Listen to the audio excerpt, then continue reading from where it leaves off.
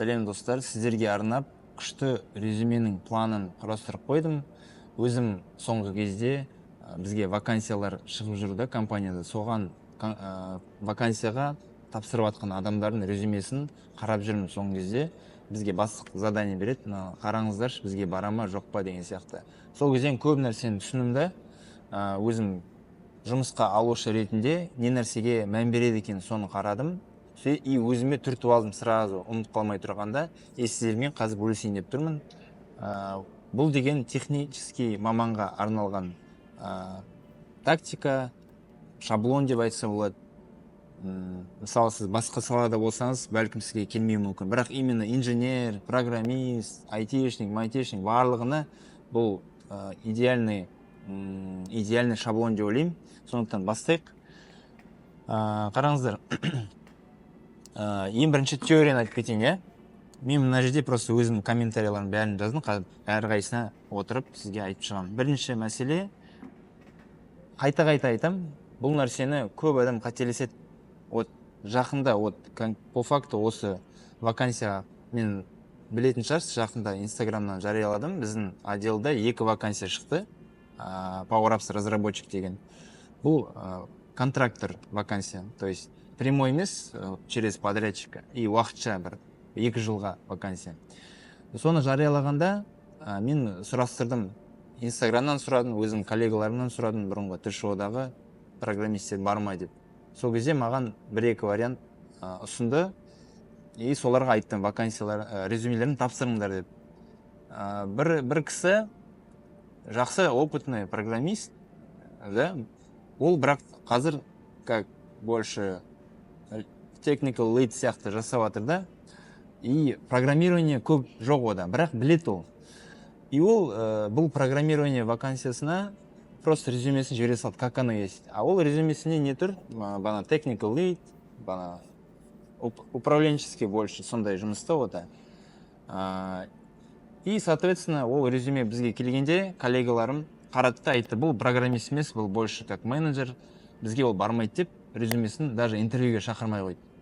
Негізінде ол кісі резюмесін біздің вакансияға сай келтірген болса, мысалы, программированиемен айналысып жатырмын деп жазса, негізінде ол по факту жасайды ғой, ол полностью менеджер емес қой. Мен білемін да, ол ТШО-да жұмыс. Бәрібірде ол программированиемен айналысады. И еще айналысты, ол бұл жұмысты жасай алады. Сондықтан программистпін деп жазу керек еді оған. Өзі де соны мойындады, мына жерге скриншот болса, мен қойып қоямын, көрсетіп қоямын. Өтірік айтып тұрған жоқ. Оны мен баяғыдан білем, бәлен рет ол нәрсемен кездестім. И әлі күнге дейін адам тәжірибелі маман болса да, сол нәрсені білмейді да, қарапайым нәрсе. Просто елемейді да, қатты маңызды емес қой деп ойлайды. Адам түсініп алады ғой дейді да, бірақ өзіңізді рекрутердің орнына қоюыңыз керек та. Сол үшін ең бірінші правило, вакансия, кез келген вакансияға тапсырғанда резюмеңізді сол вакансияға арнап бөлек өзгертуіңіз керек. Әйтпесе, сізді просто интервьюге де шақырмау мүмкін. Өтпей қаласыз да фильтрдан. Хотя главный мақсат сізге интервью өтіп кету ғой. Интервьюға өткеннен кейін уже ары қарай еш нәрсе істей алмайсың. Сен қалай өзіңді көрсетесің, опытыңа қарай сені алады или алмайды. Сіздің мақсатыңыз резюме жазғанда хотя бы интервьюға кіріп кету. Сізді фильтрдан өтіп, сізді қабылдасын да, сол маңызды. Сол бірінші правило. Екінші момент, кейбір адамдар ChatGPT-мен жазады екен да, бізге тоже сондай резюмелер келді, индустар особенно. Короче, резюмесін ашып қалсам, ChatGPT-мен жазған явно көрініп тұр, еще мынандай ChatGPT бос орындар қалдырып кетеді да, placeholder. Мына жерге типа опытыңды жаз, қанша жылдық опытың бар, соған жаз деп бүйтіп квадратный скобкада қалдырып кеткен да тексті. Явно, короче, ChatGPT-мен жазған, мен айттым, мен өзім ойында айтқанда, ол резюме туралы. Мен айттым, мына кісі даже жұмысқа серьезно қарамайды, вакансия резюмесін даже өзі қолмен жазбаған, маған мына резюме ұнамайды деп сразу оған крест қойып қойдым да. Сондықтан екінші правило, ChatGPT-ні қолданбаңыз вакансия резюме жазғанда. ChatGPT-ні қашан қолдану керек? Ең бірінші резюмеңізді өз сөзіңізбен жазып шығасыз, бәрін полностью. Содан кейін ChatGPT-ге айтасыз, proofread my resume дейсің. Артық нәрсе қоспа деп айтасың. просто тексеріп қателерге, может кейбір жерлерде фраза дұрыс жазбаған болсаң, соны дұрыстап жазып жібер деп айтасың. Сол кезде ChatGPT саған оригинальный текстін өзгертпей, более-менее дұрыстап жібереді. Солай ғана істеу керек. А так полностью ChatGPT-ге тапсырсаң, ол өзі бойынша өз бетімен жазады да, сен ол білмейді ғой сен вакансияң қандай екенін, вакансияға сай келтіріп жазу керек та. Вот. Вакансияға сай келтіріп те жаза алады ChatGPT, оны да істеуге болады. Бірақ полностью тупо оған довериться етуге болмайды да, короче, өзінің миыңды қосуың керек, соны айтқым келіп тұр бұл жерде. И тағы момент, бұл маңыз емес, фото бар ғой, резюмедегі фото, сол туралы бір айтқым келіп тұр. Просто ол қатты маңыз емес. Ең дұрысы, күмәнданып тұрсаңыз, фотоны қоймаған дұрыс. Ал егер фотоны қойғыңыз келсе, ойланыңыз, может сіздің фотоңыз рекрутерға ұнамай қалатын шығар. Просто сіздің ұсқыңыздан ұнамай қалуыңыз мүмкін да адамға, рекрутерға. И вроде сізді вообще шақырмай қойса собеседование. Сондықтан менің ойымша фото қойып керек емес. Сол кезде адам сізді навыктарыңызға байланысты, қабілеттеріңізге байланысты бағалайды да, и сізді резюмеге шақырады. Интервьюға шақырады. И интервьюда уже сіздің біліміңізге қарай баға береді. Сондықтан максимально интервьюға жету үшін меніңше фотоны қоймау керек. Енді жалпы резюменің структурасы, технический вакансияға, технический мамандарға. Басында мына теорияны айттым, енді структура бойынша ең бірінші не болу керек? Ең бірінші summary болу керек. Бұл деген барлығына, тек қана технический маманға емес, барлығына ең бірінші summary болу керек. Summary деген сіз туралы қысқа информация. Неге бұл маңызды? Кейде резюмелер келеді, сразу керек емес ақпараттан бастайды. И ол адам, жұмыс беруші қарағанда резюмеңізді, просто тяжко да оны оқу. Просто адамбыз ғой, біз деген пендеміз, шаршап тұрамыз, жұмыста толып тұр, шаруалар, еще бастық мына резюмені қарашы дейді да, вообще қарағым келмейді мысалы, если честно.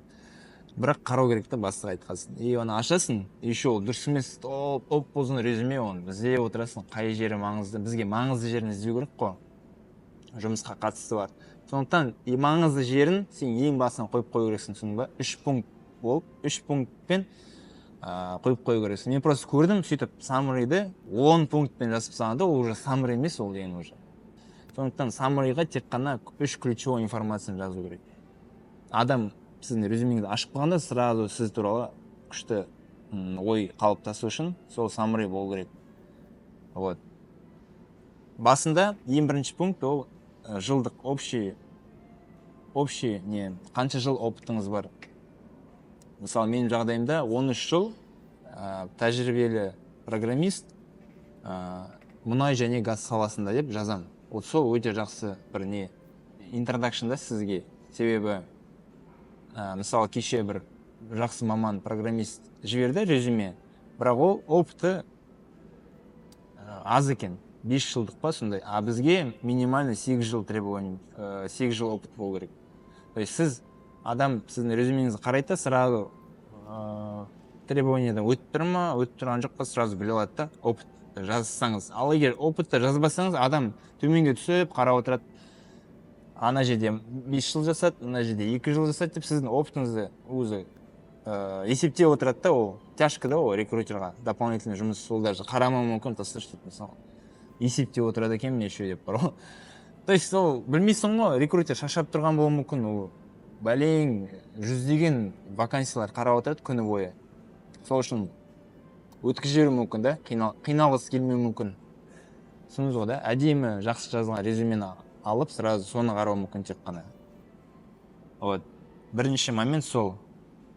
То есть, мысалы, менің жағдайымда Power Apps developer with 13 years of experience in oil and gas. Oil and gas'ды еще отметить ету керек та. Өйткені oil and gas, мұнай және газ компанияларына, мұнай және газ компаниядан келген адам көбірек ұнайды оларға. Өйткені біледі та бұл тематиканы. Екінші момент, пункт, summary-ға жазу керек. Ол деген именно сіздің жұмысыңызға қатысты тапсырып жатқан вакансия қатысты опытыңыз.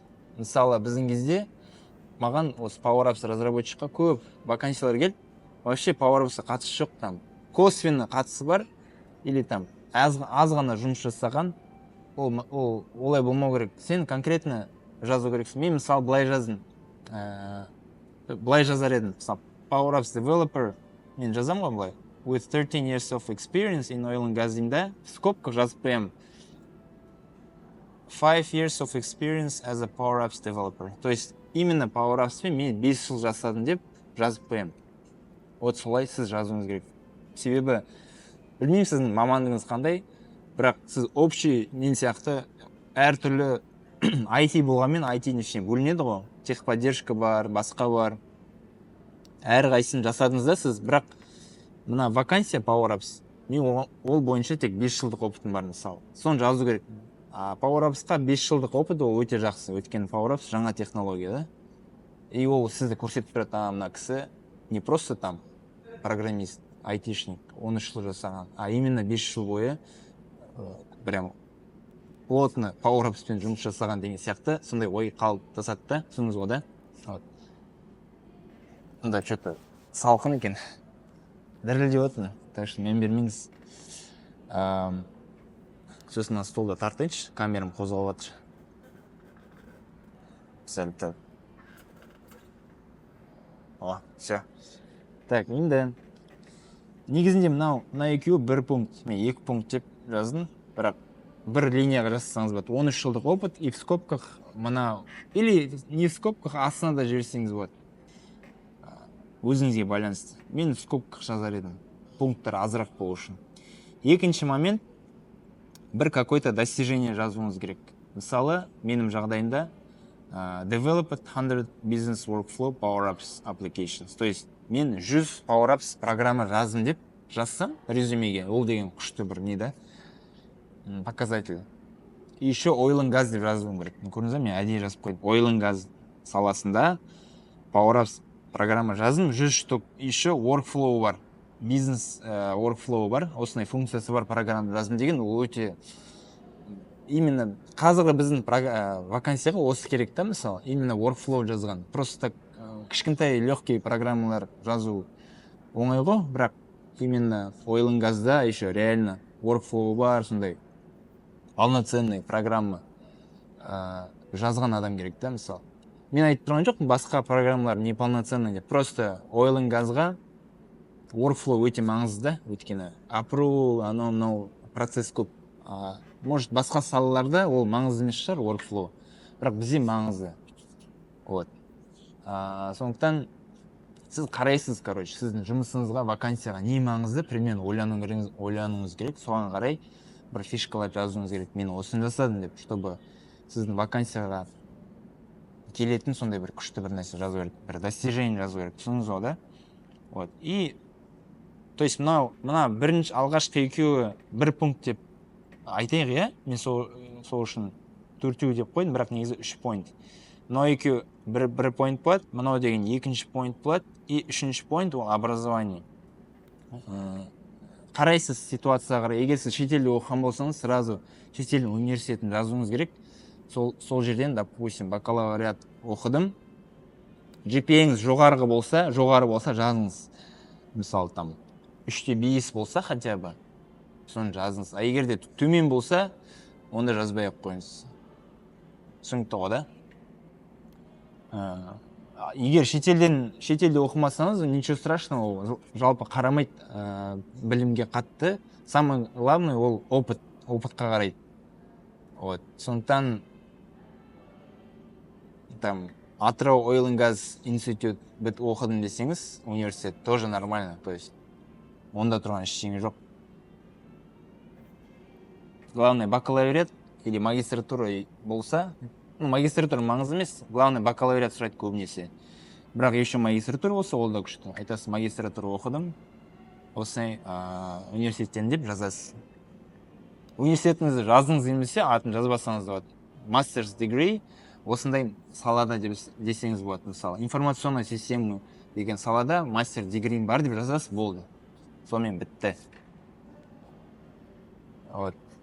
Енді Содан кейін не жазуыңыз керек? Саммаридан кейін сразу опыт жазуыңыз керек. Басқа лишний информация там, мынандай сертификаттарым бар, мынандай технологияларды білем, мен деген там күшті жұмыскермін, ерінбеймін, мен деген профессионалмын деп андай ондай информация соңына жазарсыз, короче, керек болса. Бірақ бізге опыт керек сразу. Мен мысалы резюмені қарағанда сразу бана саммариді қараймын и опыт қараймын. Опыт төменде бір жерде болса қиын да маған, төменге түсіп іздей отырамын. Сразу опыт жазыңыз и самый последний қазіргі жасап жатқан жұмысыңызды жазасыз. Вот сол, мына бірінші пункт қазіргі жасап жатқан жұмысыңызды жазу. Екінші момент өте қарапайым тілмен жазу и қысқа жазу. Ұзын жазып керек емес. Өйткені оқымайды адам. Ұзын текст болса оқысы келмейді, ерінеді. Сондықтан қысқа жазыңыз. Қысқа және өте қарапайым сөздерді қолданыңыз. Сосын резюменің форматы да лейаут дейді, форматы да простой болу керек, навороченный қылмаңыз. Неше түрлі таблицалармен, диаграммалармен, фотолармен ондай керек емес. Ондайларды да көрдім. Қарапайым болу керек. Чем проще, тем лучше, короче. Сосын тек қана вакансияға қатысты информация жазыңыз, артық нәрсе жазбаңыз. То есть бізге қатысы жоқ, вакансияға қатысы жоқ навыктар тұрса, маған ол керек емес ол. Мысалы, программист болсаң, сен программист жұмысыңды жазды. Мен деген лидермін, мен деген күшті лидершіп скиллс бар деп жазу керек емес мысалы. Өйткені мен сразу позициясынан қараймын адам. Егер ведущий инженер болса, значит, оның лидершіп скиллсы уже жақсы деген сөз. Себебі ведущий инженер ол деген тек қана өзінің жұмысын жасамайды, кішкене такой ответственный адам деген сөз да, позициясына қатысты. Сразу сөйтіп білуі болады. Сол үшін лишний personal skills жазып керек емес деп ойлаймын. Мен деген күштімін, андаймын деп. Просто конкретно жұмысқа қатысты опытыңызды жазыңыз, достиженияларыңызды жазыңыз, болды. И не істейтініңізді жазыңыз жұмыста. Мысалы, бизнеспен тығыз жұмыс жасаймын, бизнес требованиялар жинаймын, еще программировать етемін деп, соны жазсаңыз, ол да жақсы. То есть, өзіңіздің адамдармен жақсы қарым-қатынас жасай алуыңызды сонымен ақ жабасыз да. Мен деген бизнеспен жұмыс жасаймын, бизнес требованияларды жинаймын деп сөйтіп жазғанда уже понятно болады. И максимально көп информация тығуға тырыспаңыз резюмеге. Типа, мынанда қосып жіберейін, күшті пайдалы болып қалады ау, осы керек болып қалады ау деп жаза бермеңіз. Именно вакансияға қатысты ақпаратты жазыңыз. Лишний информация керек емес. Өткізеді, бәрібір рекрутер оқымайды, өткізіп жібереді. Содан кейін сертификаттарды жазсаңыз болады, өзіңіздің жұмысқа қатысты сертификаттарыңызды. Бірақ тек қана вакансияға қатысты, мысалы, PowerApps-қа тапсырып жатсыз ба, тек қана PowerApps қатысты сертификаттарыңызды, тренингтарыңызды жазыңыз. Басқа нәрсе жазып керек емес.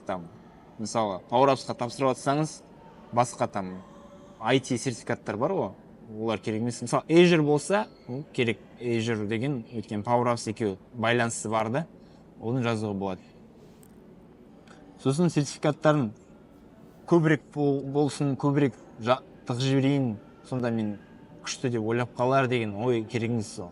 Тек қана қатысы бар. Тек қана сан үшін жазбаңыз, сапа маңызды да, тек қана вакансияға қатысы бар, сондай сертификаттарды жазыңыз. Содан кейін образование жазсаңыз болады. Бірақ негізінен мында жаздыңыз ғой басында. Сол, по идее, жеткілікті. Негізі education керек емес, по идее. Бірақ жазам десеңіз, бір сөзбен ғана жазсаңыз болады. Мен, мысалы, мастерді оқыдым, немесе бакалавриат оқыдым, осындай мамандықта. Егер GPA-ңіз жоғары болса, мен GPA-м осындай болды деп жазсаңыз болады. Қандай университет екенін де жазсаңыз болады. Болды, артық нәрсе керек емес. Бірақ сіз егер опытыңыз жоқ болса, университет енді бітірген болсаңыз, онда уже другой разговор. Ол кезде уже мында опыт деген сізде аз болады да, сол үшін университеттегі достиженияларды жазсаңыз болады. Мен университетте күшті активный болдым, мынандайларға қатыстым, олимпиадаларға қатыстым деп, сол кезде жазсаңыз болады. Бірақ бірнеше жыл жасап тастаған уже опытыңыз болса, онда оны жазып керек емес. Адам тек қана опытқа қарайды, университеттегі уже нелерге қарамайды қарапта. Сол, и потом технологияларды мен байқадым, көп жазады, басына жазып қояды да, мен C# білемін, ананы білемін, мынаны білемін деп, басын толтырып тастайды. Оны ешкім оқымайды оны. Мен байқағаным, мен өзім оқымаймын оны. Ол керек емес. Ол не үшін керек? Мен керек емес деп тұрған жоқпын. Ол керек. Ол парсерларға керек та.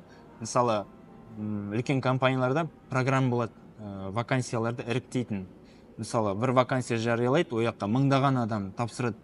Енді адам отырмайды ғой, таңертең кешке дейін оларды разбирать етіп. Сондықтан роботты қойып қояды, программа, который бүкіл вакансия резюмелерді ішіндегі текстін автоматически парс жасайды да, оқиды да, сәйкес келетін резюмелерді ғана, мысалы, мыңнан тек қана 100-ін іріктеп шығарады. Вот. Сол іріктеген кезде ілініп қалу үшін мына технологиялар жазсаңыз болады. Вот. Power Apps білем, JavaScript білем, C# білем деген сияқты. Может, сол программада код бит жазылып тұрған шығар. JavaScript деген болмаса, онда ол резюмені қабылдама деген логика болуы мүмкін да. Сол үшін технологияларды жазуға керек. Бірақ ең астына жазыңыз, көрінбейтін жерге тізіп қойсаңыз болады. Чисто сондай парсерларға арнап. Түсінікті ғой, ә? Вот. Бұл менің блупринтім. Блупринт деген ағылшынша как бы золотой шаблон дей ма, золотой правило дейді ғой. Сондай бір. Короче, идеальный резюменің шаблоны. Технический мамандарға арналған. Түсінікті ғой, да? Технический жұмыстарда осы нәрсеге көңіл бөледі, мән береді. Енді мен идеальный рекрутер емеспін. Может, кейбір жерлер жер алған шығармын, бірақ өзімнің опытымнан, тәжірибемнен сізбен бөлісіп жатырмын. Конкретно мен мысалы қазір 2 вакансия жарияладық, и мен және менің коллегаларым осы нәрселерге қарайды. Түсінікті ғой, осы критерий бойынша іріктейді резюмелерді. Сізге пайдалы болсын деп осындай видео жаздым. Егер пайдалы болған болса, сізге достарыңызбен бөлісіңіз, соцсеттерде шығарып видеоны сөйтіп есесеңіз, маған күшті бір не болады да, көмек болады ол. Соцсеттердің менің блогымның дамуына деген сияқты. Вот. Сол комментарий төменге жазсаңыз тоже пайдалы, лайк басып, сохранить етіп деген сияқты бар ғой, плейлисттарда. Сөйтіп істесеңіз, бұл деген YouTube қайтады да, мына видео қызықты, адамдарға ұнап жатыр, көңілінен шығып жатыр деп, YouTube мені сосын мына видеоны продвигать етеді да. Вот. Сол, рахмет қарағандарыңызға. Бұйырса, өзіңіздің армандаған жұмысыңызға осы шаблонды қолданып, резюмеңізді дұрыстап, бұйырса кіріп кетіңіз күшті арман жұмысыңызға. Сау болыңыз.